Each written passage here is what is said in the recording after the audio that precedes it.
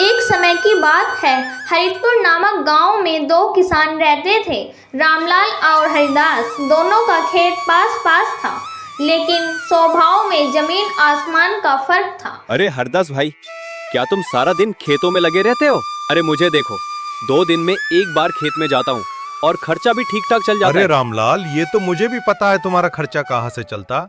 और रही बात मेरी मेहनत की, वो तो मैं कभी नहीं छोड़ूंगा। मेरी मेहनत ही मेरा सब कुछ है। रामलाल मेहनती तो था, पर लालच उसके खून में बसा था।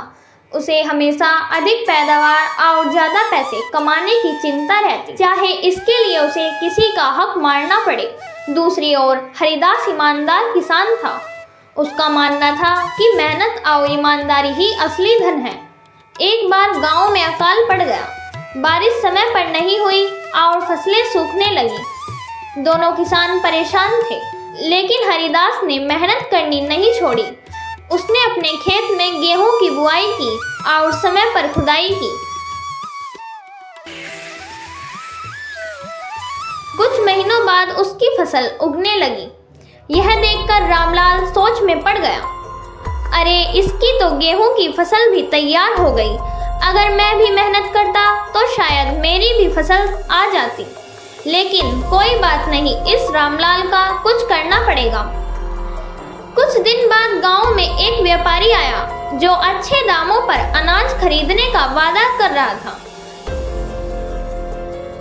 लेकिन व्यापारी की शर्त थी, जो सबसे पहले अनाज देगा वही सौदा पक्का करेगा। रामलाल ने चालाकी से सोचा, अगर मैं हरिदास के खेत से कुछ अनाज चुपके से ले लूं तो मेरी बोरी भर जाएगी और मैं सौदा जीत जाऊंगा।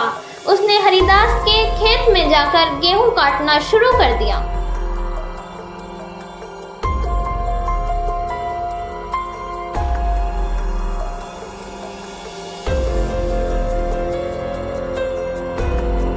और व्यापारी को अनाज की बोरी देते हुए हरिदास ने देख लिया।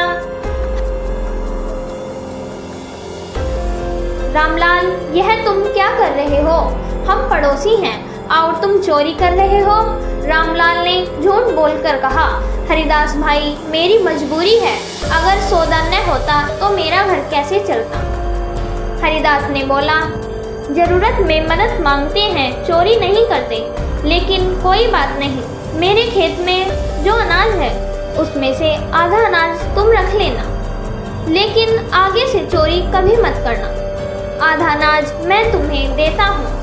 रामलाल को अपनी गलती का एहसास हुआ। मैं अब से मेहनत करूँगा और मेहनत का ही खाऊंगा, चोरी नहीं करूँगा। कुछ दिन बाद व्यापारी को पता चला कि वो अनाज हरिदास का था। व्यापारी बहुत नाराज हुआ और उसने रामलाल से सारा पैसा वापस मांगा। रामलाल के पास तब तक पैसा खर्च हो चुका था। उसे गांव में बेइज्जती झेलनी पड़ी।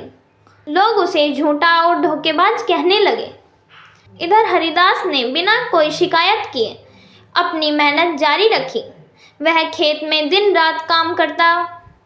रामलाल को तब समझ आया कि लालच का फल हमेशा कड़वा होता है और ईमानदारी का फल देर से ही सही पर मीठा जरूर मिलता है। उस दिन से दोनों किसान साथ मिलकर खेती करने लगे। रामलाल ने अपना लालच छोड़ दिया और मेहनत का रास्ता अपनाया।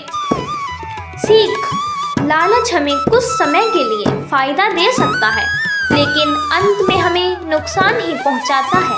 ईमानदारी और मेहनत से कमाया धन सबसे टिकाऊ और सम्मानजनक होता है।